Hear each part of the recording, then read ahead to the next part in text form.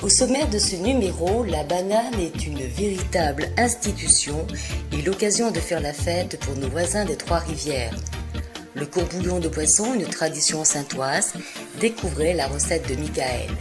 Le 9 août, l'île de Terre-de-Bas fait la fête, plaisir des yeux et des papilles. La commune des Trois-Rivières est la porte maritime d'accès à l'archipel des Saintes.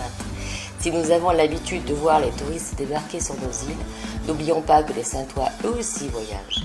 C'est ton voisin que le JT des Saintes a répondu à l'invitation de l'Office de tourisme des Trois-Rivières. Rencontre avec d'autres guides et hôtes à l'aise. Alex Yaras, président de l'Office de tourisme de Trois-Rivières. Trois-Rivières, la commune la plus bananière de la Guadeloupe en ce moment. Nous avons un temps magnifique aujourd'hui et nous recevons surtout, je dirais, les amis de Terre de Haut, les amis des Saintes en particulier. Les Saintes qui se trouvent à 14 km de Trois-Rivières et à 15 minutes en bateau de Trois-Rivières également, où tous les départs se font à partir de Trois-Rivières pour les Saintes tous les jours et vice versa. En ce cas, nous sommes très heureux de travailler avec les Saintois, très heureux de recevoir les Saintois tous les jours sur Trois-Rivières. Et ça nous fait, et nous souhaiterions également que les Saintois nous reçoivent par moment aussi pour pouvoir tenir les relations.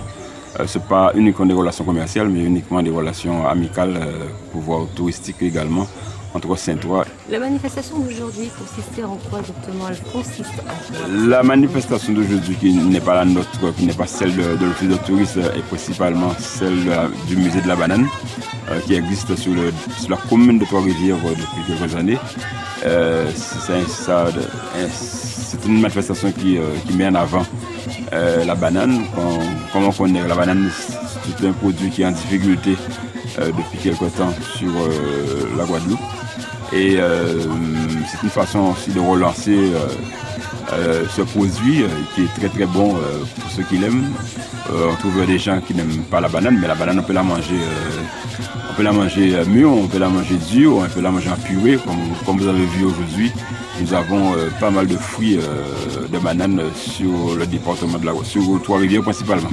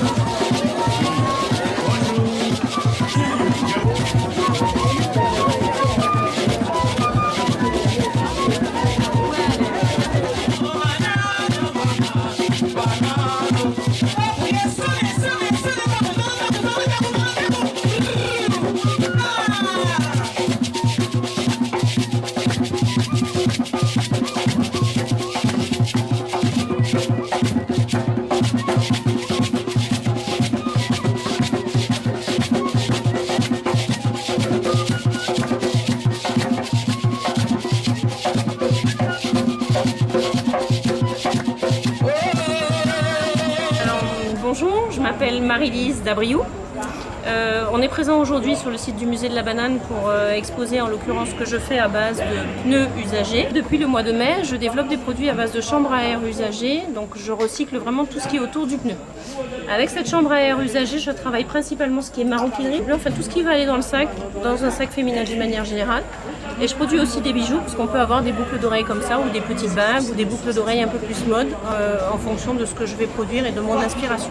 Qui dit Dabriou dit forcément de la famille. J'envoie une grosse bise à la famille Foy, à la famille Samson, à la famille Maisonneuve. Je vous oublie pas et je vous aime. Bonjour, Dora Détouche, docteur en biochimie. Donc, je travaille en fait pour la marque Cadalis qui a développé une gamme de produits autour des extraits de bananiers pour valoriser en fait la production des planteurs, puisque la banane est l'une des premières productions aux Antilles. Donc, on a voulu valoriser avec un produit à haute valeur ajoutée le bananier qui est très connu dans la pharmacopée asiatique, caribéenne et africaine pour ses multiples propriétés et excellentes. Autour de ça, on a développé 4 gammes de produits. On est les seuls à faire des huiles à la banane. Donc on a une huile à la banane verte qui va nourrir, fortifier et réparer la peau. Et une huile à la banane jaune qui, elle, par exemple, va préparer la peau avant une exposition au soleil ou qui va apaiser la peau après une exposition. Et notre dernier produit, en fait, c'est le produit phare. C'est un baume à lèvres qu'on a à la banane jaune. Et c'est le seul produit, en fait, qui sent la banane. Tous nos produits sont naturels et on est éco-certifié bio. Au sein de l'Office de tourisme de Trois-Rivières, nous faisons pas mal de manifestations. Et comme nous sommes en fin d'année, nous sommes au mois d'octobre, fin octobre, début novembre, nous aurons d'ici la fin du mois de novembre, nous aurons des chantées Noël. Ça commence à compter du 28 novembre jusqu'au 23 décembre avec les associations de la commune. Il faut savoir qu'à Trois-Rivières, il y a pas mal de musiciens. Surtout en ce cas, nous avons pas mal de groupes de chanteurs Noël également. Nous commençons au Carobé le 28 novembre. Ensuite, nous tournons à la Plaine. Ensuite, nous irons à Bord-de-Mer, à Gantance. Pas Gantance, au Faubourg plutôt. Et la finale se fait au bout de Trois-Rivières à la mairie, principalement. Ce cas, le 23 décembre. En ce cas, c'est toute la population de Trois-Rivières qui vient chanter Noël. Comme Noël c'est un jour de partage, c'est le partage qu'il y a. Chacun emmène ce qu'il y a à manger, à boire, etc. Et nous faisons un beau château de Noël dans la simplicité.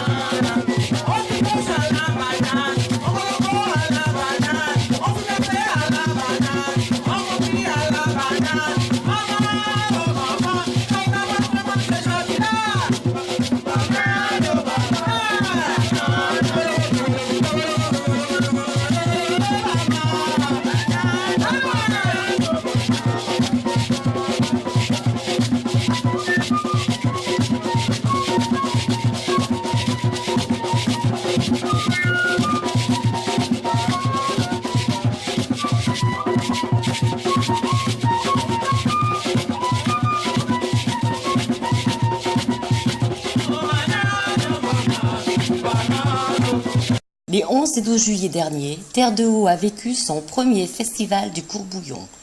Exclusivement préparé à partir de la pêche du jour, il est passé au fil du temps du plat familial à la spécialité de l'île. 6 restaurants ont fait découvrir aux visiteurs le savoir-faire de leur chef. Le festival était organisé par l'Association des commerçants de l'île, en partenariat avec la Chambre de commerce et d'industrie de Guadeloupe, présente lors de cette manifestation en la personne de sa vice-présidente en charge des îles du Sud. La présence, c'est l'accompagnement accru que fait la Chambre de commerce pour le premier festival de courbouillon de poisson, puisque c'est une manifestation que nous avons pensée, que nous avons mise sur pied avec l'association des commerçants de Terre de Haut. Et c'est pour cette raison que la Chambre de commerce accompagne du début à la fin cette manifestation. Il y a toujours des projets. Tous les projets ne sont pas uniquement dans l'événementiel, Bon, c'est vrai qu'il fallait faire créer une manifestation d'envergure qui puisse emmener du monde sur l'île, puisque nous avons très bien remarqué que c'était une période morte, nos ressortissants nous le disaient. Et ce matin, nous avons très bien vu l'affluence qu'il y a eu au port de Terre-de-Haut. Et donc, nous accompagnons, mais aussi en faisant des réunions d'information, en faisant de la formation et en faisant du conseil. Donc, c'est un événement qui puisse drainer du monde pour faire vivre un peu l'île pendant cette période. Mais c'est vrai que nous accompagnons tout au long de l'année les ressortissants de la Chambre de commerce qui sont installés au Saint. Nous sommes là pour porter de la formation et puis pour dire aux gens, oui, les choses sont difficiles, oui, nous avons une crise économique endémique qui perdure, mais oui aussi la Chambre de commerce est là pour son accompagnement. Nous sommes là pour accompagner et puis pour qu'il y ait des jours meilleurs dans l'activité économique de Terre-de-Haut. Espoir fait vivre, désespoir fait mourir. Quand un chef d'entreprise décide de s'installer, de créer une entreprise, c'est pas un jouet. Donc c'est une entreprise qu'il doit pérenniser. Il y a une très bonne collaboration parce que vous savez, les gens ils sont chefs d'entreprise, mais aussi autrefois il y avait une réticence pour les séances de formation et d'information. Mais maintenant on remarque que l'activité entrepreneuriale a changé puisque la mentalité même des chefs d'entreprise a changé et c'est ce que nous mettons sur place. Nous mettons une autre culture entrepreneuriale sur place.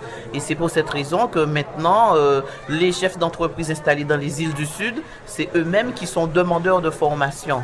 Donc c'est là où ça prend tout son sens parce que autrefois le chef d'entreprise il était canté sur les subventions, sur les prêts et maintenant il sait que c'est un tout qui fait fonctionner une entreprise, pas seulement des subventions.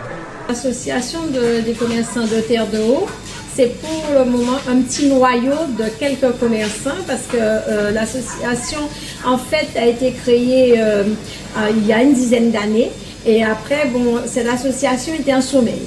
Bon, et maintenant il y a 6 mois, on a remis sur pied l'association. Donc on n'a pas encore beaucoup d'adhérents, mais on est un petit noyau d'une quinzaine de personnes. Et donc on a des projets pour faire avancer l'île, mais pour le moment on y travaille dessus parce que c'est encore à l'étude. Donc on peut pas. Et la saison touristique au niveau des Antillais, tout ça, ça démarre en juillet, vers mi-juillet. On a plus des Antillais à cette période-là. Et comme ils sont friands de fruits de mer, poissons, alors on s'est dit pourquoi pas faire du courbouillon de poisson. Et le courbouillon de poisson est un petit peu différent de celui de la Guadeloupe. Et donc les Antillais le savent et c'est pour ça qu'on a présenté ça. Et c'est pour ça qu'ils viennent si nombreux à le manger au 7. Il y avait plus pratiquement que des marins pêcheurs sur l'île. Donc, il fallait bien écrouler ce stock de poissons qu'ils prenaient parce qu'il n'y avait pas autant de commerce comme maintenant. L'île ne bougeait pas comme maintenant. Il y a eu beaucoup d'évolutions. Donc, il a fallu agrémenter différentes manières de faire les plats, dont est venu le courbouillon de poisson. Nous allons vous faire découvrir ce plat traditionnel des Saintes. Si le courbouillon de poisson est un plat cuisiné dans toute la Guadeloupe, l'archipel des Saintes a la longue tradition de pêcheurs, à sa manière bien à elle de cuisiner ce plat pays.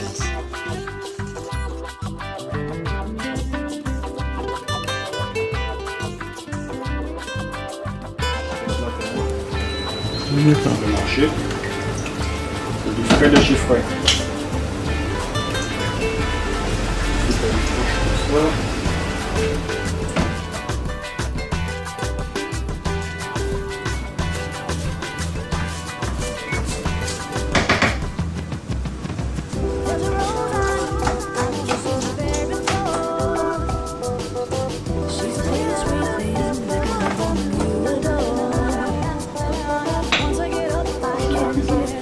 Ah oui.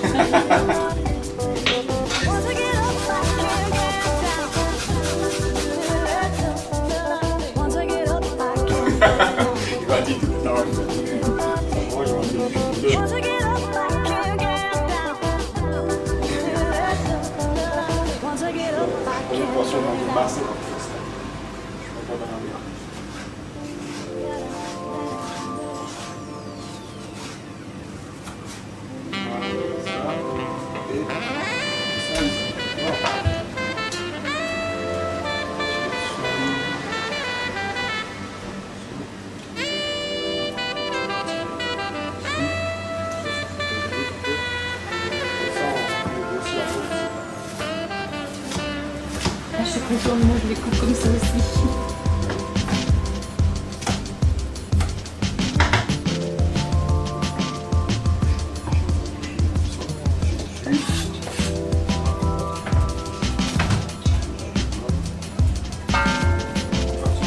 Je mets de l'eau. Moi je mets de l'eau chaude. Et voilà, on va la cuisson, je mets de l'eau chaude. Et en fin de cuisson, encore un coup d'ail et je passe les lentilles.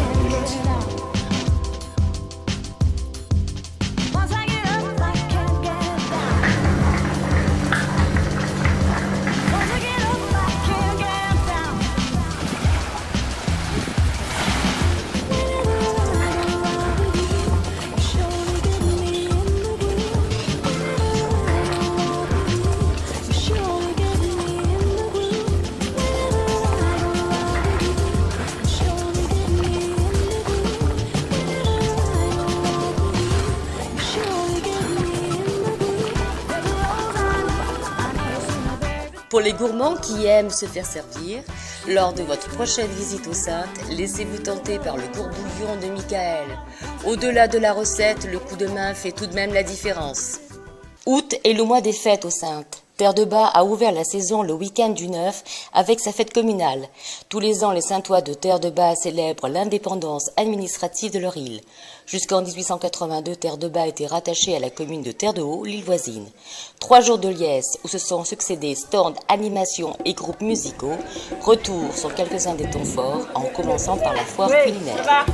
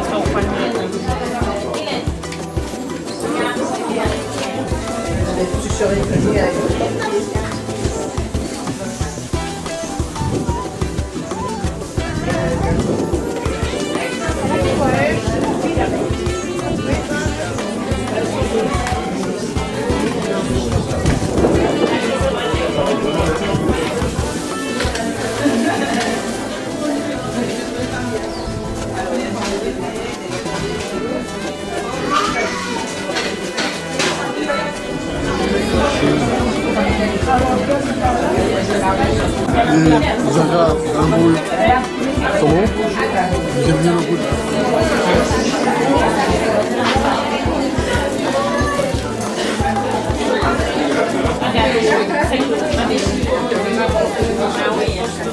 Il y a des sucres à l'hiver, des sucres à voyage, des sucres à maracuja, cacao, conjuba, ça c'est papaye, confiture papaye, et ça c'est tamarin.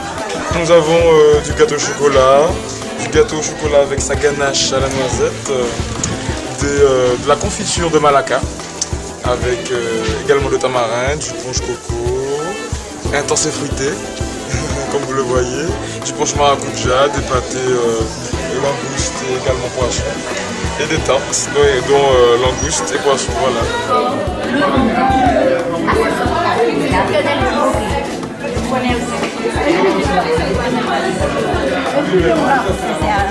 Maintenant, on fait toutes sortes de gâteaux, fruits, des choux, des ceci. À ce temps-là, c'est ce qu'on faisait. Le mariage, les premières réunions.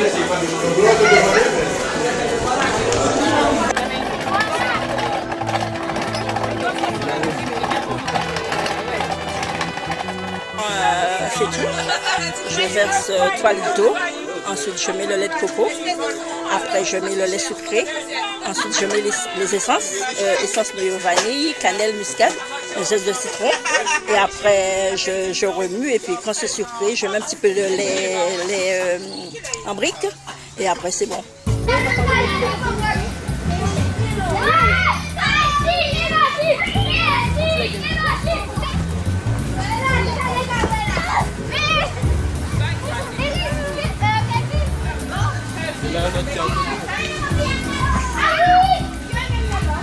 Dans le cadre de la fête patronale de Terre de Bas, alors j'ai fait cette petite exposition pour les Saint-Ouen, pour les Guadeloupéens, pour tout le monde. J'ai travaillé 39 ans à l'extérieur. Maintenant, je suis à la retraite depuis le 8 décembre 2012 et je suis retournée dans mon pays en décembre 2013. Je me sens bien à Tour-de-Bar. J'ai une passion pour les objets anciens. C'est une façon pour moi de les faire revivre. Bon, il m'arrive d'aller dans les foyers, je suis très bien reçue. Donc, je n'ai pas d'obstacle. Donc, ce qui permet d'arriver à ce résultat aujourd'hui. Là, ce sont tous les amis Saint-Ouen qui ont réalisé ces objets pour ces objets. Par exemple, je vais vous montrer ce petit passoire. Il a mis tout son cœur pour le faire pour moi. Je le remercie, c'est Marcel. Alors là, c'est Jean-Pierre qui a fait la petite fenêtre noire. Ça, c'est Dandan qui a fait le petit panier. Ça, c'est Atis qui a fait le petit bateau. Alors, je cite leur nom, c'est une façon pour les faire connaître. Alors, ça, c'est le banza. Alors, ça, c'est le... Attends, je vais vous montrer. Il y avait un petit yo-yo là-haut. Alors, dans le temps, il n'y avait pas beaucoup de sous dans les foyers. Alors, on avait d'autres façons de faire nos jouets. Alors, on faisait des jeux comme ça. Avec les mangas. Là, c'est 2 mangas. 2 mangas. Là, nous avons le chacha. Il y a une petite fête. Souvent, les gens prennent ça. Là, c'est le Salako Saint-Ouen. Le Salako Saint-Ouen. Le véritable Salako Saint-Ouen, c'est ça. Bleu et blanc. Bleu et blanc. Ça, c'est le véritable Salako.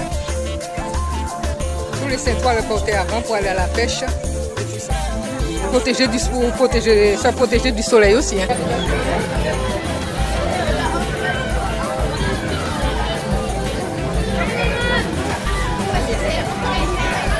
Je fais la broderie il y a pas mal d'années. À l'âge de 17-18 ans. Ça m'a toujours plu ce genre de choses. J'en ai fait pour mes 2 sœurs.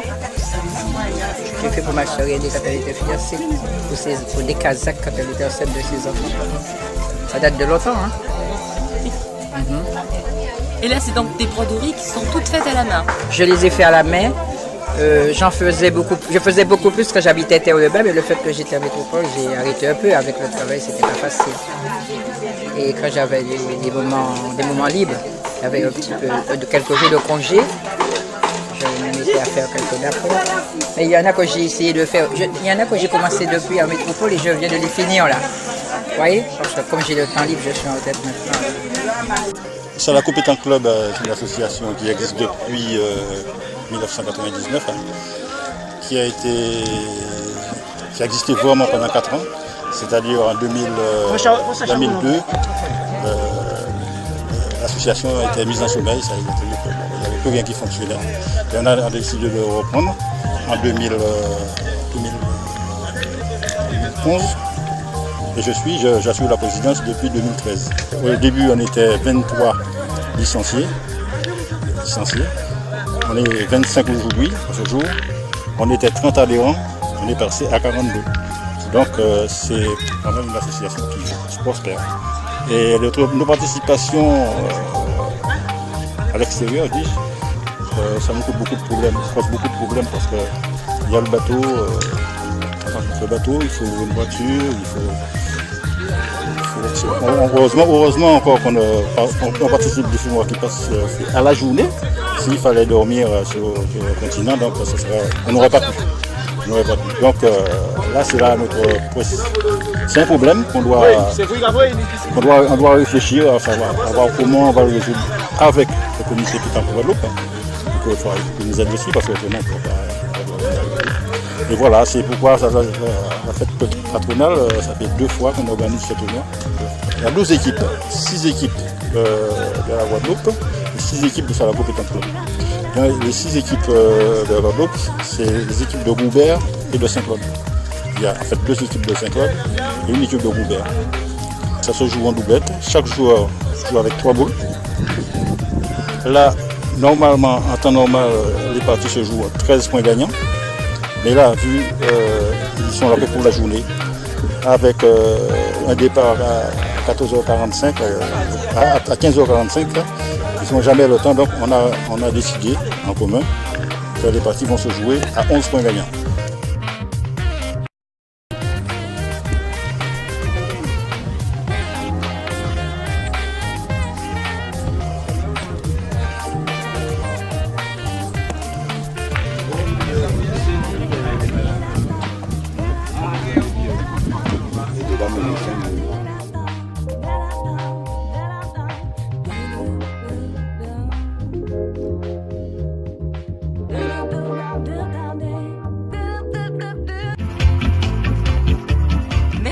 votre fidélité. En attendant notre prochain épisode ou votre venue dans notre archipel, suivez-nous sur les réseaux sociaux, lessaintresa.fr ou JT des Saintes sur Facebook pour le fil de l'actualité. Journal des Saintes sur Dailymotion pour voir ou revoir nos émissions.